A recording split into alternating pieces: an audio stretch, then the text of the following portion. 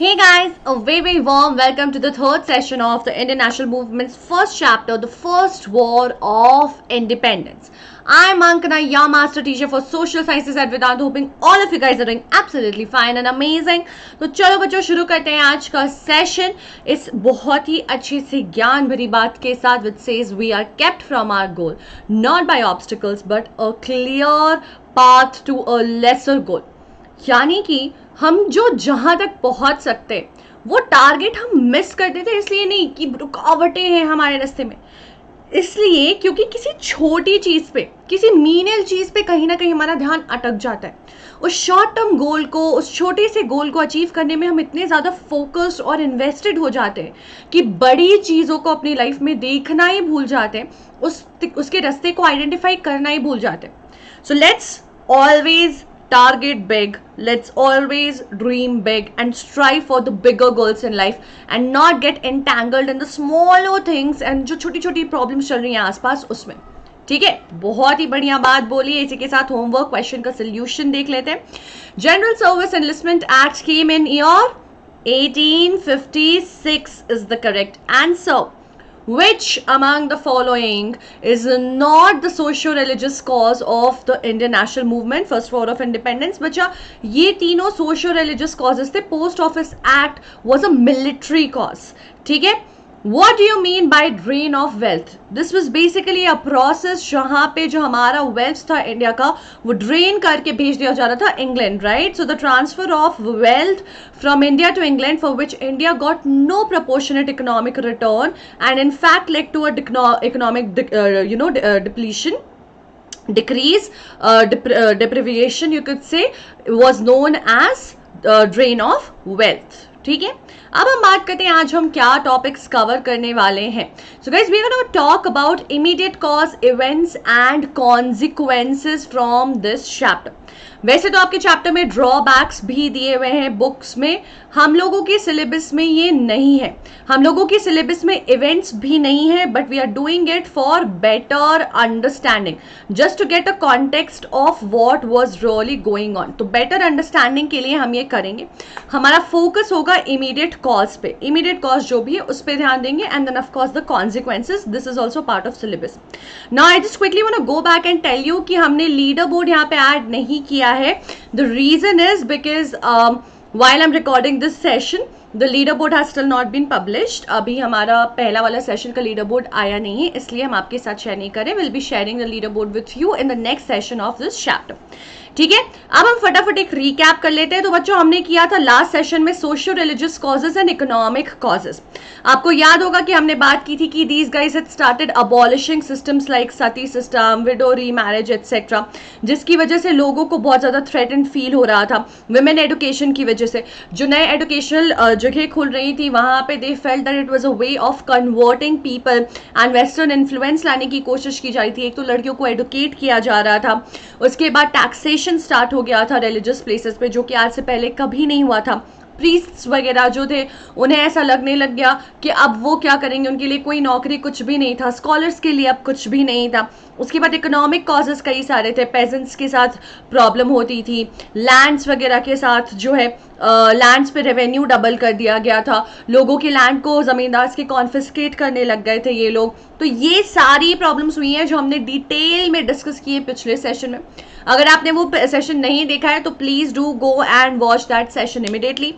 हम शुरू करते हैं इमीडिएट कॉज से आज का सेशन. बच्चा the immediate cause was the Enfield rifle. अब ऐसा है कि इसके पहले ये लोग एक अलग राइफल, एक अलग मस्केट यूज किया करते थे. ठीक है. After a certain point, they figured that they need to actually change it and upgrade it. So this is your Enfield rifle. This is how it used to look. पर rifle के upgrade होने से वो immediate cause कैसे बन सकता है? अब मैं आपको बता दूं कि प्रॉब्लम क्या थी. जब ये राइफल बना तो देखिए यहाँ पे इसका कार्ट्रिज है. ठीक है. कार्ट्रिज को लगाना होता था राइफल में. ठीक है. This is the Enfield pattern of 1853 rifle musket. अब उसमें कार्ट्रिज जो पुट करना होता था बच्चे, cartridges where you put the bullets, right. तो वहां पे उसको ओपन करने के लिए they had no other option but to bite it off. ठीक है. उनको अपने जबान से उसको बाइट करके निकालना पड़ता था and then only they could use the cartridge. But the problem here was कि एक र्यूमर फैल गई थी कि कार्ट्रिज में यहाँ पे ग्रीस होता है जिसको they were suppose to bite off. ठीक है, the rumour was that this grease is made up of fat of cow and pig. अब आप समझ सकते हो कि मोस्टली हिंदू एंड मुस्लिम्स थे इन द आर्मी, और ये बंगाल रेजिमेंट में सबसे ज़्यादा ये र्यूमर सबसे पहले फैली.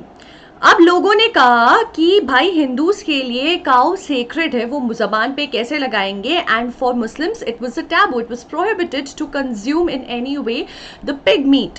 So that taboo was being broken, the sacred feelings and the religious feelings of Hindus were being hurt. लोगों ने कहा कि हम ये दोनों ही लोग जो है इस कार्ट्रिज को जबान पे नहीं लगा सकते, and that is how basically the mutiny started. तो इसके पहले क्या यूज होता था? 1856, देखो 1857 में अचानक से शुरू हो गया ना रिवोल्ट. क्यों अचानक शुरू हुआ? It was suppose to happen guys, it was actually decided, a mutiny was decided to occur, but not now. अचानक से क्यों शुरू हो गया? क्योंकि ब्राउन बेस जो है वो इनकी पहले जो है राइफल वो यूज होती थी, that was replaced by the Enfield rifle, जिसमें लोडिंग प्रोसेस के लिए टॉप को बाइट करना पड़ता था. अब लोगों में ये र्यूमर फैल गई जनवरी 1857 में बंगाल रेजिमेंट में स्पेशली कि ये कार्ट्रिज पे जो ग्रीस लगा है वो काऊ और पिग फैट से बना हुआ है. दोनों ही हिंदू और मुस्लिम्स बिल्कुल भड़क गए और उन्हें ऐसा लगा कि पर्पसली जो है ब्रिटिशर्स ऐसा कर रहे हैं टू डिफाइल देयर रिलीजन. उनको लुक डाउन अपॉन करने के लिए उनको पर्पसली पोक किया जा रहा है, and that is why they refused. उन्होंने कहा हम ये राइफल यूज करेंगे ही नहीं. अब ये बहुत इंटरेस्टिंग पॉइंट पे रुक गया. तो फिर क्या हुआ? उन्होंने मना कर दिया, तो क्या ब्रिटिशर्स ने मान ली बात? हम जानते हैं एक छोटे से ब्रेक के बाद, जहां पे मैं आपको बता दूं वेदांतु प्रो सब्सक्रिप्शन के बारे में. बच्चों, ये जो वेदांतु प्रो सब्सक्रिप्शन है, यहाँ पे आपको मिलता है 100% नॉलेज एंड 100% मार्क्स. लेकिन उससे भी इंटरेस्टिंग बात यह है कि आपको बहुत सारे पैसे भी नहीं लगाने हैं, क्योंकि यहाँ पे 1 मंथ का आपको मिलेगा ट्रायल पैक. आप सिर्फ 1 महीने का पैक खरीद करके you can just access all the provisions that is provided under the subscription and take a call yourself कि आप पूरे साल का पैकेज लेना चाहते हो, नहीं लेना चाहते हो. Is it worth investing that money और not? And I am telling you it is because of the Vedantu improvement promise. अब ये प्रॉमिस क्या है मैं आपको बताऊंगी. पहले मैं बता दूं आपको सब्सक्रिप्शन के बारे में. बच्चे, सब्सक्रिप्शन से आपको मिलते हैं अनलिमिटेड लाइव सेशंस, यानी कि जितने भी सेशंस होंगे सारे होंगे live, and there gonna be unlimited in number, which means आप एक दिन में जितने सेशन चाहो उतने सेशंस कर सकते हो अटेंड. और उन सेशंस के साथ अब आपको अलग से मेंटी का वेट नहीं करना होगा. व्हाई? क्योंकि हर सेशन में होती है क्विजेस, जो कि होंगी बहुत फन, बहुत high level quizzes which will help you assess your understanding, your learning and give you lot of exposure. अब भाई इतना सारा एक्सपोजर कैसे मिलेगा हमें एक्सपोजर मिलेगा क्योंकि हम compete करेंगे और लर्न करेंगे with the students who are coming from different parts of the world. India के अलग अलग पार्ट से, वर्ल्ड के डिफरेंट पार्ट से ये सारे बच्चे आपके साथ आएंगे, उनके साथ आप सीखोगे, उनके साथ आप compete करोगे. तो इमेजिन करो एक्सपोजर कितना होगा. अब भाई इतने सारे लाइव सेशंस हैं, तो कोई ना कोई सेशन तो मिस होना ही है. और सेशन मिस होगा तो हम क्या करेंगे? हम वॉच करेंगे रिप्लेस जब हम वॉच करते हैं तो ये बहुत बोरिंग हो जाते हैं. तो अब हमारे लिए रिप्लेस नहीं होंगे boring anymore, because they going to be interactive with the live quizzes. Exactly just like live sessions. बच्चों, यहाँ पे क्विजेस होंगे बिल्कुल लाइव, जो कि आप कर सकते हो, जिसमें participate and you even get an opportunity to appear on the leader board if you score enough points. Content का भी लोड अब खत्म हो गया है, क्योंकि अब आप इसे अपने डिवाइस पे डाउनलोड करके कर सकते हो store. It comes with the hand written notes of the master teachers. ये मास्टर के हैंड रिटन नोट्स के साथ आता है, यानी कि अब आपको पढ़ते वक्त नोट्स बनाने पे फोकस नहीं करना है कि मैम और सर ने ये लिखा, ये फटाफट लिख लेते, ये पॉइंट मिस हो जाएगा, क्योंकि वो नोट्स तो अब आपको डाउनलोड करके डिवाइस पे मिल जाएगा. साथ ही साथ आप जिस डिवाइस पे चाहो उसे रख सकते हो. तो कंटेंट तो भाई सबको पसंद है वेदांतु का, एवरीवन नोज दिस, तो वो प्रॉब्लम भी सॉर्टेड है. उसके बाद क्लास में डाउट सॉल्विंग प्रॉब्लम भी बच्चे अब नहीं होगी. आपको लगता होगा मैम यहाँ पे यूट्यूब पे तो नहीं होती है सारे डाउट सॉल्व. बच्चे, उसका रीजन ये है कि मास्टर टीचर्स अलग होते हैं, इतने सारे बच्चे होते हैं, तो it gets difficult, plus there is so much of conversations going on the chat. यहाँ पे आपके पास Q&A पैनल अलग होता है, यानी कि डाउट्स पैनल अलग होता है, जहाँ पे आप अपने सारे डाउट्स पोस्ट करते हो, तो एक तो वहाँ वो मिस नहीं होता है. along with the other messages. But more importantly, we have, along with the master teachers, we have dedicated class teachers who are constantly working around the session to resolve all your doubts and queries. तो जब आप निकलोगे तो कोई सवाल जवाब नहीं होगा, और अगर उसके बाद भी कोई डाउट आता है तो उसका भी सोल्यूशन है मैम बताएंगे बिल्कुल थोड़ी सी देर में. मैं आपको ये बता दूं कि आपके पास टेस्ट होते रहते हैं हर एवरी थोड़े थोड़े दिनों पे, every now and then, which helps you track your progress, and there are assignments for every chapter. Her chapter के साथ होता है assignment which will actually help you again in understanding, in assessing yourself कि आपको chapter समझ आया या नहीं आया. ठीक है, अगर चैप्टर समझ नहीं आया तो क्या करेंगे, तो बच्चे ये माइक्रो सेशंस लेंगे. These our chapter specific sessions. ये सेशंस है चैप्टर स्पेसिफिक, और आप जितने चाहो उतने माइक्रो सेशंस ले सकते हो. बोर्ड्स के पहले हमें कई बार लगता है ना कि यार 1 महीना बचा, 2 महीना बचा, रिगरस प्रिपरेशन करना है. वो क्रैश कोर्स भी होता है, और बच्चों सारे कॉम्पिटिटिव एग्जामिनेशन की तैयारी भी होती है with the free crash courses, and all of this micro sessions crash courses comes absolutely free with the Vedantu pro subscription, making less a lot more. आपको सिर्फ लिंक पे जाना है, ये आपको डिस्क्रिप्शन बॉक्स में मिल जाएगा, आपको पिंड भी मिलेगा कॉमेंट सेक्शन में. वहां पे make sure to use the code ANKPRO ANKPRO. No matter what the offer is, no matter what the price is, उस पर एक्स्ट्रा 10% आपको ऑफ मिलेगा with the application of this code. आपने करना बस इतना है. Let's say this is the video that you are watching. Okay guys, I am sorry. Yes, so let's say this is the video that you are watching. Okay, अब ये video पे आपने करना है सिर्फ स्क्रॉल डाउन. आप यहाँ scroll down करोगे, जैसे ही आप स्क्रॉल डाउन करोगे, sorry I think I did not switch to full screen, ये वीडियो है, आप इस पर जैसे ही स्क्रॉल डाउन करोगे, ये देखिए ये कमेंट सेक्शन में आपको मिल जाएगा यहाँ पे आपका लिंक. उसके अलावा आप ये डिस्क्रिप्शन बॉक्स में भी जब करते हो शो मोर, यहाँ पे देखो बच्चों सब्सक्राइब टू वेदांतु प्रो, यहाँ पे भी आपको मिल जाता है आपका लिंक.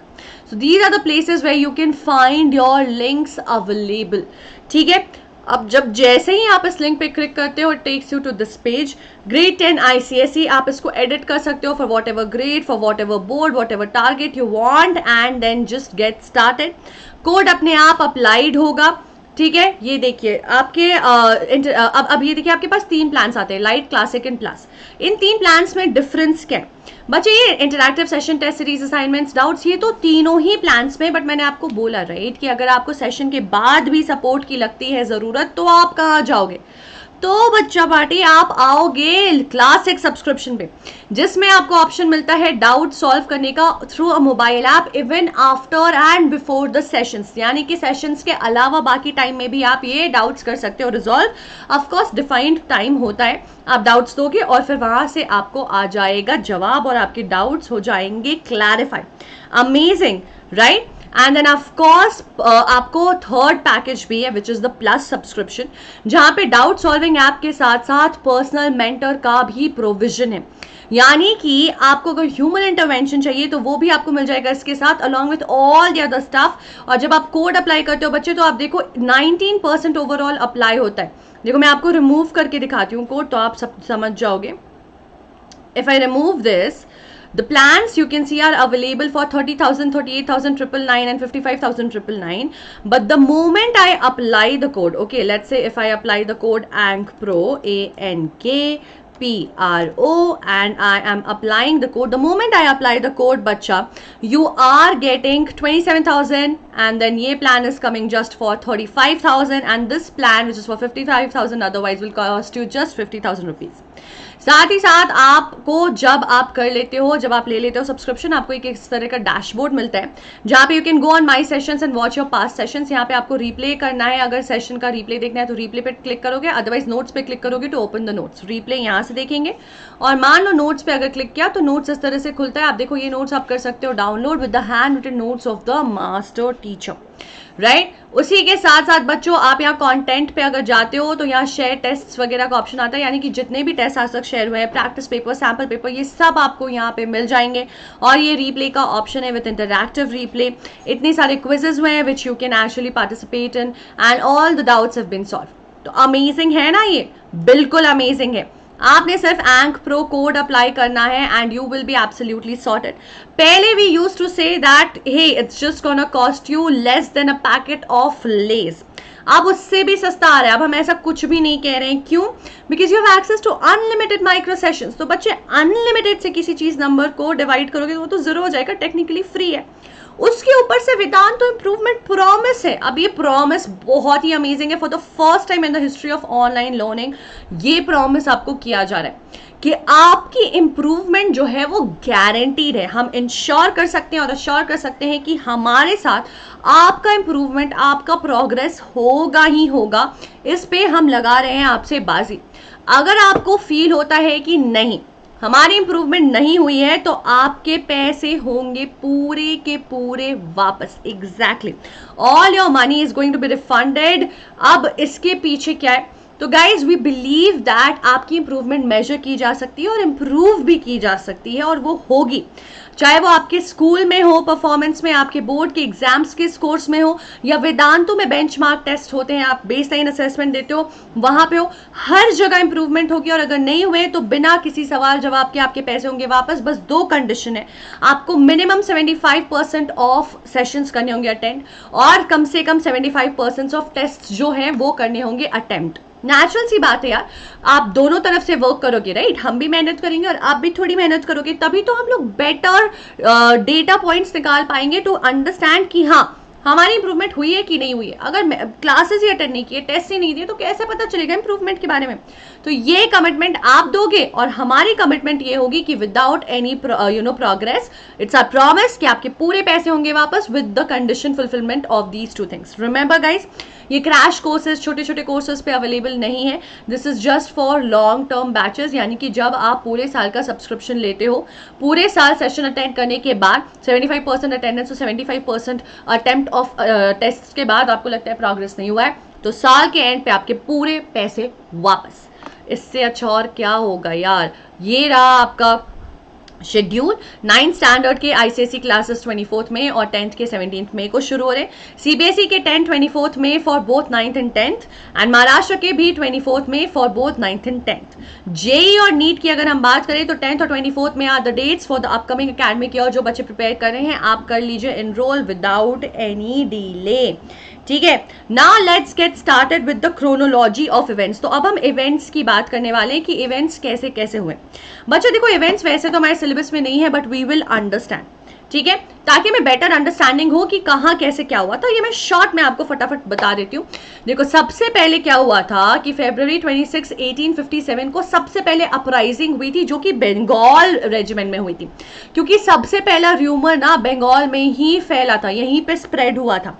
तो यहाँ जो है लोगों ने कह दिया February 26 को कि भैया हम ये राइफल नहीं चलाएंगे, हिंदू मुस्लिम सबने मिलके, आप कुछ भी कर लो, ये जो है काऊ और पिग का fat, we are not gonna touch it with our mouth. And this was actually led by Mangal Pandey. इन्होंने एक रिजेंटमेंट लीड की मार्च 29, 1857 को बैरकपुर में, ठीक है, बंगाल में। अब ये चीज धीरे धीरे स्प्रेड आउट होने लग गई। तो शुरू कहां से हुई बच्चा? शुरू हुई बंगाल से और गई फिर यूपी, मेरठ गई। मेरठ में 85 सिपाहीज ने ये बात सुनी, बंगाल से ये न्यूज वहां भी फैल गई। उन्होंने भी कहा, 3rd कैवलरी के लोगों ने, कि हम नहीं लेने वाले हैं ये राइफल को इस्तेमाल में। और May 10, 1857 को they also refuse and they also broke out openly against the Britishers और सीधा दिल्ली की तरफ निकल गए। तो यहाँ पे इन्होंने इनके अगेंस्ट काम किया और ये सारे लोग कहाँ चले गए? ट्रैवल करके दिल्ली। दिल्ली क्यों गए? दिल्ली में थे हमारे बहादुर शाह जफर, जो हमारे मुगल एम्परर थे। इन लोगों ने, और फिर दिल्ली इनका सेंटर भी था ब्रिटिशर्स का, तो ये लोग गए और ये सारे जगह पे, meanwhile Delhi, Firozpur, Bombay, Bareilly, Aligarh, all these places जो है यहाँ पे आउटब्रेक्स होने लग गए, रिजेंटमेंट होने लग गई, अपराइजिंग्स होने लग गए, अनरेस्ट होने लग गया, ठीक है। मीनवाइल लोग मेरठ से, कुछ बंगाल से, ये सारे लोग जो है ये दिल्ली पहुंच रहे, जो कि सेंटर है। वहां से इन्होंने ब्रिटिशर्स को भगा दिया, दिल्ली पे कर लिया कब्जा। दे बेसिकली कैप्चर्ड दिल्ली, ऐसा समझ लो। क्यों दिल्ली को इन्होंने जो है टारगेट किया? क्योंकि वहां थे हमारे लास्ट मुगल एम्परर, जो कि थे बहादुर शाह जफर। बहादुर शाह जफर को इन्होंने वापस एम्परर ऑफ इंडिया कर दिया डिक्लेयर। 4 महीने तक लगातार 4 months कॉन्टिन्यूसली ब्रिटिशर्स जो है बाहर दिल्ली को घेर करके उस पर अटैक करते रहे, ठीक है, इस कोशिश में कि वो वापस जो है कंट्रोल कर सके, but they started losing control everywhere. अभी देखो, अभी उधर दिल्ली में, बैरकपुर में, इन सारी जगहों पे, अलीबाग, बॉम्बे, ये बरेली, हर जगह प्रॉब्लम चल रही है। जून में ये और ज्यादा स्प्रेड करने लगे, ग्वालियर, इलाहाबाद, झांसी, फैजाबाद, ठीक है, यहाँ पे डॉक्ट्रिन ऑफ लैप्स की वजह से स्प्रेड हो गया था। ऐसे कर करके फिर माओ, शौगर, झेलम, सियालकोट, ऐसे हर जगह इट केप्ट ऑन स्प्रेडिंग। 4 महीने तक इस फाइट को चलाना पड़ा ब्रिटिशर्स को। फाइनली इन्होंने दिल्ली को कर लिया रिकैप्चर सितंबर 1857 में, ठीक है। नवंबर 1857 में ब्रिटिश ने कानपुर पे कर लिया। कानपुर में किसने लीड किया था बच्चा? नाना साहेब ने। नाना साहेब आपको याद होगा, he was separated from his own family Peshwas. उन्होंने कहा ये I will not tolerate, so he also had an uprising, उन्होंने भी लीड किया था इस चीज को यहाँ पे। फिर victory of British at Kanpur, escape of Tatia Tope. तो बच्चे झांसी से जब रानी झांसी निकली थी तो वो भाग कर गई थी टाटिया टोपे के पास, उनके मदद से उन्होंने किया था अपने अपराइजिंग को लीड, लेकिन झांसी की रानी की को ब्रिटिशर्स ने मार गिराया था। टाटिया टोपे वहां से भाग तो निकले थे, फिर वो चले गए थे दूसरी जगह, बट वहां पे ही वाज बिट्रेड बाय मान सिंह, जिन्होंने ब्रिटिशर्स को कर दिया सपोर्ट, और टाटिया टोपे को अल्टीमेटली कर दिया गया एग्जीक्यूट। सो मार्च 1858 में फाइनली लखनऊ भी रिकैप्चर कर लिया ब्रिटिशर्स ने। अप्रैल 1858 में बिहार में भी जो एक जमींदार थे कुंवर सिंह, तो ही वाज अ जमींदार। जमींदार की हालत क्या हुई थी हमें पता है, उनके लैंड को कॉन्फिस्केट कर लिया गया था। तो यहाँ पे जो अपराइजिंग इन्होंने लीड की थी उस गुस्से में कि हमें हमारी जमीनें वापस चाहिए, उस पे भी विक्ट्री हासिल कर ली गई। विक्ट्री और झांसी पे भी हासिल कर ली गई। रानी झांसी की रानी लक्ष्मीबाई को मार दिया था इन्होंने, एग्जीक्यूट कर दिया था, ठीक है। तो जून 17 को दिस हैपेंड। जुलाई दिसंबर 1858 में री establishment of British authority in India होने लग गई ओवरऑल, एंड अप्रैल 1859 में टाटिया टोपे को कैप्चर करके हैंग टू डेथ कर दिया गया। So guys you basically understand the flow. Basically कहां से शुरू हुआ? बंगाल से शुरू हुआ, इट स्प्रेड एवरीवेयर, हर जगह स्प्रेड होने लग गया, एंड देन इवेंचुअली जो है वो फैलने लग गया बॉम्बे, महाराष्ट्र, हर तरफ फैला। लेकिन इसके कई सारे ड्रॉबैक्स थे। ड्रॉबैक्स मैं आपको शॉर्ट में बता देती हूँ। ड्रॉबैक्स ये था कि प्रॉपर लीडर्स नहीं थे, ठीक है, इनके प्रॉपर लीडर्स नहीं थे, लीडर्स के बीच में यूनिटी नहीं थी, प्रॉपर ऑर्गेनाइजेशन नहीं था, लोग ऑर्गेनाइज्ड नहीं थे। क्यों ऑर्गेनाइज नहीं थे? Because it was not plan. देखो ये अपराइजिंग प्लान हो रही थी और इवेंचुअली होने वाली थी, but because of this mutiny which was led because of the Enfield rifle, इसको इन्होंने 1857 में ही शुरुआत में ही शुरू कर दिया, जिसकी वजह से कोई प्रॉपर प्लान नहीं था, तो एवरीथिंग वॉज हेवायो, ठीक है। एट द सेम टाइम लोगों के पास रिसोर्सेज नहीं थे। Also, not everyone participated. Everyone was not a part. Not a part कैसे? कई लोग unaware थे, तो they couldn't be a part. A lot of people were aware, but they were loyal to the Britishers, loyal to British. तो हुआ क्या कि अपने, वो कहते ना, अपना विभीषण लंका भाई, I think that's what it's called. Basically, अपना घर का भेदी आपने घर का भेदी लंका ढाई, यस, विभीषण के लिए बोलते हैं। सो बेसिकली क्या होता है कि अपने ही लोग जो हैं वो ही लोगों ने सपोर्ट नहीं किया, जैसे कि Tata Tope was also betrayed. तो ऐसे कई सारे लोगों ने बिट्रे कर दिया लोग ब्रिटिशर्स के लिए बाकी लोगों को, ठीक है। उनको आगे चल के फायदा हुआ, बट हमारी वाट लग गई। कॉन्सिक्वेंसेस क्या थे?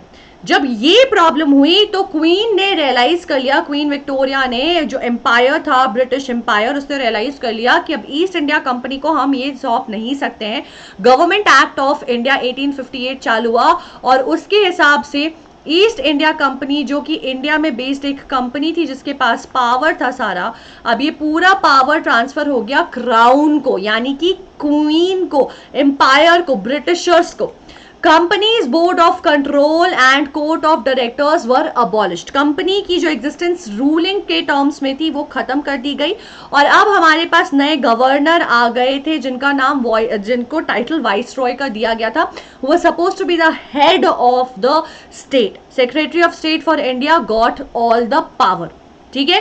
फर्स्ट वाइसरॉय हमारे थे Lord Canning. Appointment to the civil services were open through competition. तो अब ये कह दिया गया कि ऐसे ही लोगों की अपॉइंटमेंट नहीं होगी, अब एग्जाम्स हुआ करेंगे। तो ये थे हमारे Lord Canning.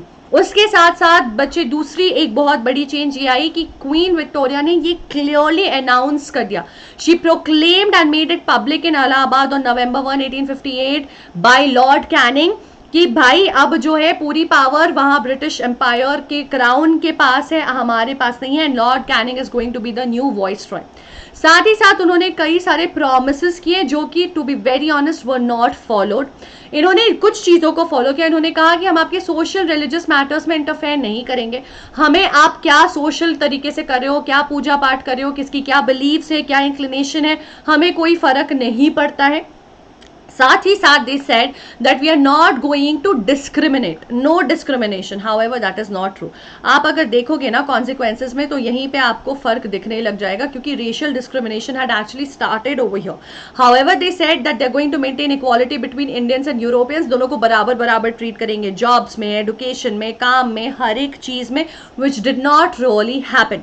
Eight the same time they said that they are going to continuously work to develop the industries, यहाँ के लोगों को काम देंगे, सामान, मतलब क्योंकि this was one of the causes of the revolt, right. So they promise कि नहीं नहीं, हम इंटरनली भी यहाँ के इंडस्ट्रीज को, यहाँ की इकोनॉमी को डेवलप करने की कोशिश करेंगे। Material and moral progress of people, तो रॉ मटेरियल्स को, लोगों के एडुकेशन को, इन सारे चीज़ों को हम जो है आगे ऊपर ले जाने की कोशिश करेंगे, प्रोग्रेस कराएंगे। साथ ही साथ उन्होंने ये कहा कि जितने भी लोग जो हैं जो पकड़े गए थे रिवोल्ट में, ठीक है, जितने भी लोगों को रिवोल्ट के लिए गिल्टी चार्ज किया गया था उन लोगों को छोड़ दिया जाएगा, मर्सी दिखाई जाएगी, except for few of those people who were found of killing the British subjects. जिन लोगों ने ब्रिटिशर्स को जान से मार दिया है उन लोगों को छोड़ करके बाकी सब लोगों को पार्डन कर दिया जाएगा, माफ कर दिया जाएगा, मर्सी दिखाई जाएगी, जो कि पूरा पूरा अगेन फिर से नहीं हुआ था। दूसरी चीज तीसरी बड़ी कॉन्सिक्वेंस ये थी बच्चे की मुगल्स और पेशवास खत्म हो गए। देखो, जब एक चीज मैंने आपको बताया नहीं, जब बहादुर शाह जफर ने कहा कि ठीक है I will be the emperor, और ब्रिटिशर्स ने रिकैप्चर किया दिल्ली, टू पनिश हिम उनके सामने उनके दो बेटों को गोली मार दी गई, they were shot to death. तो ब्रिटिशर्स वर रूथलेस, ठीक है। At the same time he was sent for life imprisonment दे दी गई उनको, और उनको म्यांमार भेज दिया गया था लाइफ इम्प्रिजनमेंट के लिए, वेयर ही पास्ड अवे। तो उनके डेथ के बाद मुगल के तो वो लास्ट रूलर थे, तो मुगल्स की कहानी यहाँ से खत्म हो गई। और नाना साहब, क्योंकि जब वहाँ पे भी उनके अगेंस्ट लोगों ने उनको सपोर्ट नहीं किया, जब कानपुर वगैरह पे भी कंट्रोल रिकैप्चरिंग चलने लगी, तो नाना साहब अपने जान को बचाने के लिए नेपाल भाग गए। तो उनके साथ पेशवा का भी जो रूल है वो हो गया खत्म, ठीक है। अब देखो प्रिंसली स्टेट्स के साथ क्या रिलेशंस थे। जो भी पॉलिसी ऑफ एनेक्सेशन और डॉक्ट्रिन ऑफ लैप्स चल रहा था, लोगों ने उसको अबैंडन कर दिया। ब्रिटिशर्स ने कहा ठीक है अब हम ये फॉलो नहीं करेंगे, क्योंकि ये जोर जबरदस्ती से लगता था। क्वीन विक्टोरिया ने 1876 में कह दिया कि भाई I am the empress of India, she was given the title of empress of India, यानी कि बाकी जो भी है are going to be only the inferior subjects of the empress. She was the main empress, बाकी सब लोग इनके अंडर ही आएंगे। अब जिन रूलर्स ने किया था रिवोल्ट के टाइम पे ब्रिटिशर्स को सपोर्ट, उनको रिवॉर्ड किया गया थ्रू द क्राउन, ठीक है। उनको कह दिया गया कि आप अपने स्टेट्स को अपने हिसाब से रख सकते हो, आप अभी भी रूलर रहोगे, आपके आगे के लोग भी रूलर रहेंगे, लेकिन सुपीरियर कौन होगा वो हमने ये जो यहाँ पे पॉलिसी ऑफ एनेक्सेशन में हमने देखा हुआ था, वो अलायंस के थ्रू अभी भी सुपीरियर्स तो ब्रिटिशर्स ही थे, क्योंकि भाई एम्प्रेस ऑफ इंडिया तो क्वीन विक्टोरिया बन गई हैं, तो उनको कंटिन्यू करने का प्रॉमिस दे दिया गया, ठीक है। उसके बाद policy of divide and rule was something that they very rigorously followed. इनका यही मानना था कि if they don't want the people to unite together and come against them, they have to continuously keep fighting and make people fight against each other. तो एक province को दूसरे province से लड़ा देते थे, राजा को प्रजा से लड़ा देते थे, प्रजा को प्रजा से लड़ा देते थे, एक कास्ट को दूसरे कास्ट से, एक रिलीजन को दूसरे रिलीजन से, हिंदू को मुस्लिम से, इस तरह से they were basically focusing on widening the gap. बच्चे आपके बुक में ये एक दूसरा पॉइंट दिया हुआ है which is widening the gulf between Hindu and Muslims, which is basically the same point, so we are not gonna cover it as a different point.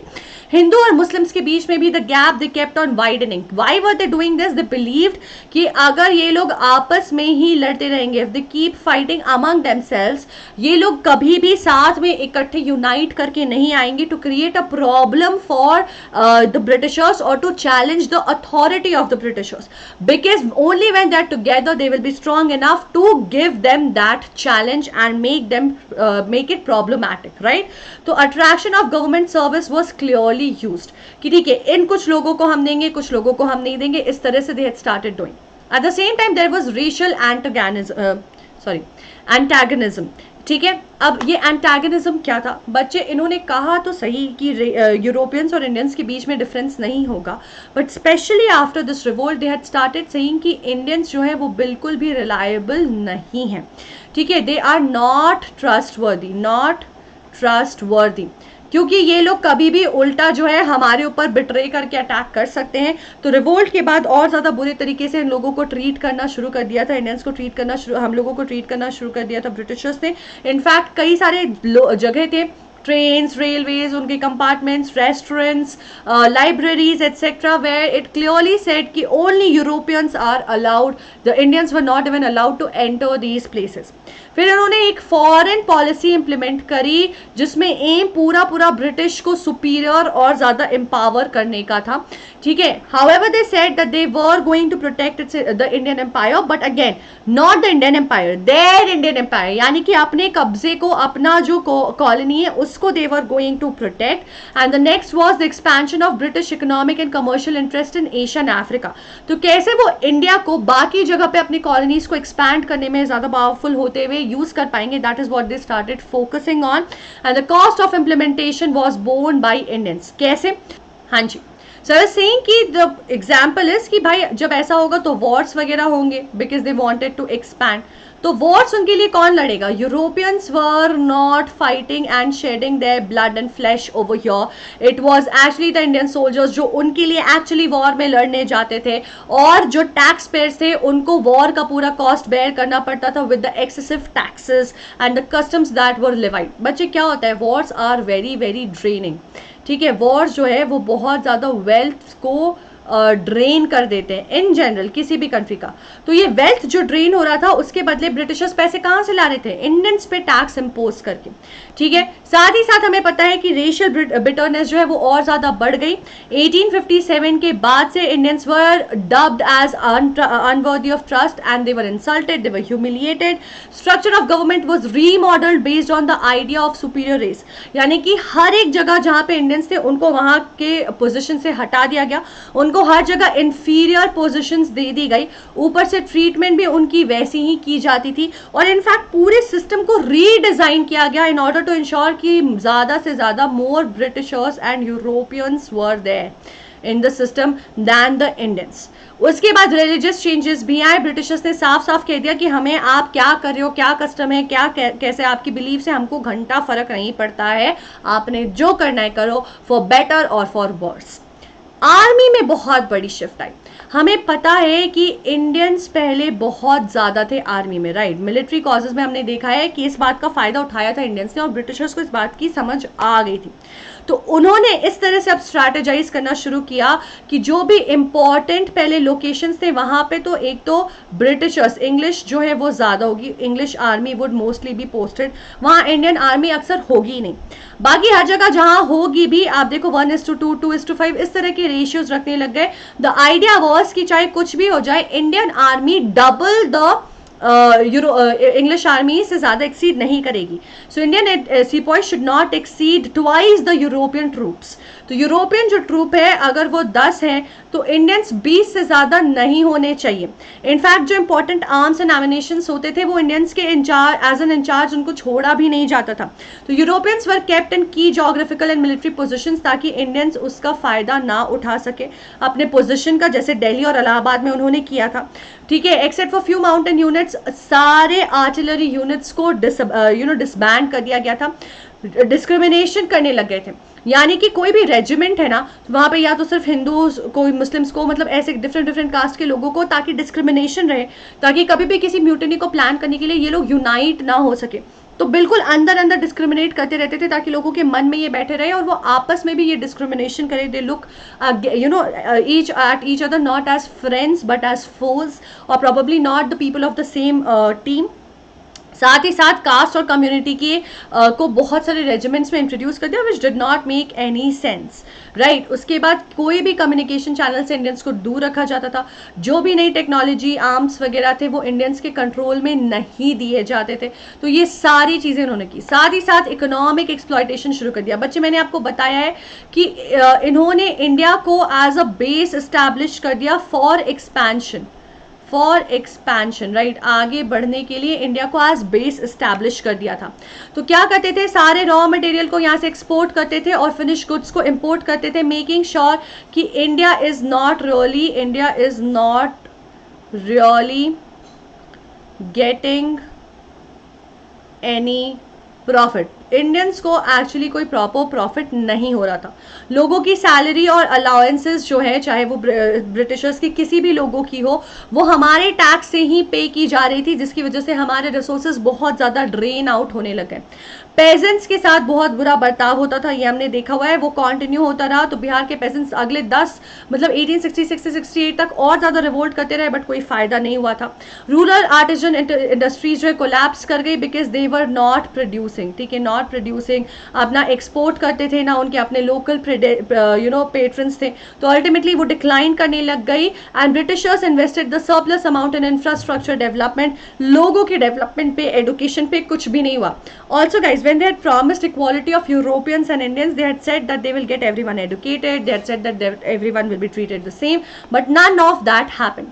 But एक सबसे अच्छी चीज and the best outcome and the final outcome of the revolt was the rise of nationalism. Tatya Tope, Mangal Pandey, Nana Sahib, रानी लक्ष्मीबाई, इन लोगों ने एक tone set कर दिया था ऑफ नेशनलिज्म। अब लोगों के मन में ये ख्याल आने लग गए थे, इंस्पिरेशंस आने लग गए थे फॉर फ्यूचर फ्रीडम फाइटर्स, कि इन लोगों, जब ये लोग कर सकते थे with so less army resources, exposure plan, why can't we? And the feeling of nationalism, the seed was sown with this. So with this guys, we will quickly summarize. हमने देख लिया है कि इमीडिएट कॉज क्या था। It was because of the cartridges that were used in the Enfield rifles, जिसमें कहा, rumour फैल गया था कि तो ग्रीस जो है वो fat of pig and cow है, तो हिंदू मुस्लिम्स दोनों इसके अगेंस्ट चले गए थे। टाइमलाइन हमने देख लिया है पूरा कि कब कहाँ कैसे हुआ था। How did it start in Bengal, Bengal से फिर मंगल पांडे ने शुरू किया, फिर वो मेरठ में गया, मेरठ से ये सारे लोग दिल्ली गए, मीनवाइल बॉम्बे, बरेली, इलाहाबाद, हर जगह ये स्प्रेड होता गया। 4 महीने के बहुत ज़्यादा फाइट्स के बाद रिकैप्चरिंग ऑफ दिल्ली हो गई, बहादुर शाह जफर को भेज दिया गया म्यांमार, बर्मा, वहाँ पे जेल में डाल दिया गया, उनके 2 बेटों को उनके सामने गोली मार दी गई। ये सारे नाना साहब को भागना पड़ गया, टाटिया टोपे को, रानी बाई लक्ष्मी को भी मार दिया गया। She actually was taking help of Tatia Tope who fled, but with by betrayal, after betrayal of Man Singh he was also hanged. So all of these things happened, right. Consequences क्या थे, कंपनी का रूल खत्म हो गया, Queen Victoria became the empress of India, and जो है crown of empire started ruling India. ये proclamation भी दे दिया गया था, and Lord Canning became the first vice Roy. Mughals और पेशवास खत्म हो चुके थे। प्रिंसली स्टेट्स को कंटिन्यू करने दिया गया for the people who supported, for the people who did not, उनके लैंड को एनेक्स करके ब्रिटिश के अंडर शामिल कर दिया गया। डिवाइड एंड रूल की पॉलिसी चलने लग गई, province against province, caste against caste, religion against religion, people against ruler, Hindu, Muslim, all of this. Racial antagonism होने लग गया, where only reservations were for Europeans, they were considered to be superior. Foreign policies में हमने देखा है कि they were targeting only on depleting everything from India, and बाहर से वो अपना इंडिया को as base यूज करने लगे अफ्रीका और एशिया में एक्सपैंड करने के लिए। रिलीजियस चेंजेस उन्होंने कहा कोई इंटरफेरेंस नहीं होगी। आर्मी में हमने कई सारे चेंजेस देखे, बेसिकली डिस्क्रिमिनेशन अगेंस्ट इंडियंस, उनको प्रॉपर पोजिशन से हटा दिया गया, प्रॉपर आर्म्स वगैरह उनके कंट्रोल में नहीं छोड़ते थे, इंपॉर्टेंट लोकेशंस पे उनको नहीं डालते थे। ये सारी चीज़ें जो है वो अब होने लग गई। रेशियल बिटरनेस बहुत ज़्यादा बढ़ गई, लोगों को ट्रस्ट वर्दी नहीं माना जाता था इंडियंस को, उनके अगेंस्ट ज़्यादा ह्यूमिलिएशन, डिस्क्रिमिनेशन चालू हो गया, इकोनॉमिक एक्सप्लॉयटेशन होने लगी, ड्रेन ऑफ वेल्थ होने लगा, end of course rise of nationalism. अब फटाफट देख लेते हैं हम हमारा homework question. Question number 1 is in which year Sepoys of Bengal regiment refused to use the greased cartridges. Question number 2. In November 1857, Britishers were defeated at Jhansi, Delhi, Kanpur or Lucknow. And question number 3. Which among the following statements is incorrect? In 1876, Queen Victoria assumed the title of Empress of India, or the first Viceroy of India was Lord Canning. सिर्फ पहला incorrect है, दूसरा incorrect है, both 1 and 2 incorrect है, या none of them is incorrect, ये बताना है आपको. इसी के साथ मैं याद दिला दूं बच्चों, Vedantu pro subscription is now giving you the Vedantu improvement promise, जिससे पूरे के पूरे पैसे हो जाएंगे वापस. If you are not satisfied with the subscription और योर प्रोग्रेस, आपको 1 मंथ का ट्रायल पैक भी मिल रहा है, तो आपको पूरे साल के पैकेज लेने की जरूरत नहीं है. आप सिर्फ 1 महीने का लेकर के देख लो, अच्छा लगे तो ठीक, नहीं लगे तो भी ठीक. और लिंक आपको मिल जाएगा डिस्क्रिप्शन बॉक्स में, कमेंट सेक्शन में पिंड है. एक्स्ट्रा 10% ऑफ मिलता है इस कूपन कोड को अप्लाई करके. So with this we have come to the end of the session guys. If you enjoy today's session, do not forget to hit the like button, do not forget to share the video, and do not forget to subscribe to the channel. बच्चों, homework questions का जवाब आपको देना है comment section में. 2 leader board आएंगे अगले session में, पिछले सेशन का और आज के सेशन का, राइट. आपको जवाब मेक श्योर कर लो कि आप देते हो कमेंट सेक्शन में, because that is where we pick up the winner of the leader boards from. आपके जो भी डाउट्स है वो आप पुट करोगे कमेंट सेक्शन में. And do not forget to tell me how did you like today's session. I will see you guys very soon. Guys, do not forget to subscribe to the channel, otherwise आपको notification नहीं आएगी अगले session की. अपने दोस्तों के साथ share जरूर कर लीजिएगा वीडियो, और लाइक करना बिल्कुल भी मत भूलना. Bye people, take care and have a good time.